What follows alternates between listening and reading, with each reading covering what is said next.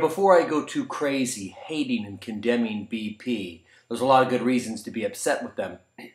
But safety standards are a very funny thing psychologically.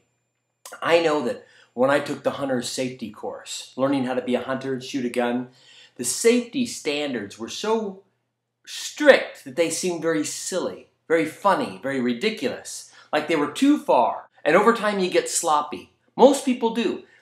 It's very tough to keep safety standards going. That oil rig violated all sorts of safety standards, but because they went years without any problems, it seems silly to do anything more than what they were doing. But if you don't follow the extreme safety standards, then you're living in the gray area, and you never know how close to real danger you are because you're in that gray area.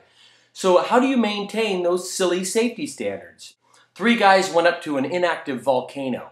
One of them wore his volcano suit. The other guy started laughing at him. The volcano erupted, they died, he lived.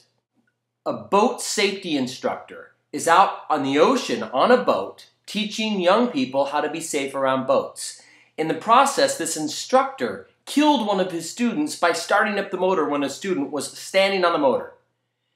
What safety protocols did he miss? All of them, because he was so familiar, he was an expert. Why is it that safety standards apply to everybody but us? And why is it they seem so silly?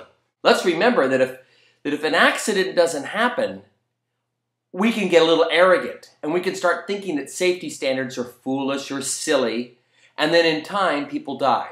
Here's the most important safety standard rule for me. Swimming pools, kids.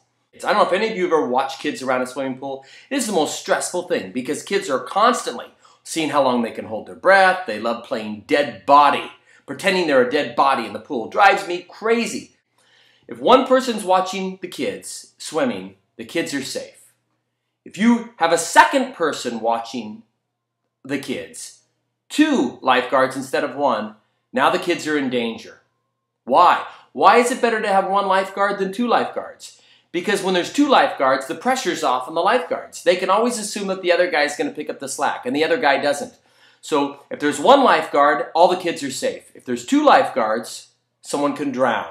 We have to be diligent, and when we have a responsibility to protect children or protect anybody, we have to take that responsibility seriously, no matter how foolish it looks. You know, some businesses here in America, they'll have a board up there, and it'll have numbers, how many days it's been since they've had an accident. So they get everybody together, the work community together, and excited about how many days they can go on the job without an accident. So there's pride instilled for not having accidents. One of the biggest dangers for these fatal accidents and debilitating accidents are people that are really good at what they do. And they're so good, you know, it's like, I'm so good on my bicycle, I don't need to wear my helmet. Those sorts of attitudes where you're just so good, and one little slip up and you die.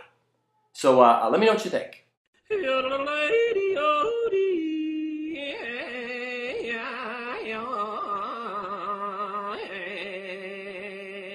Flavor on America!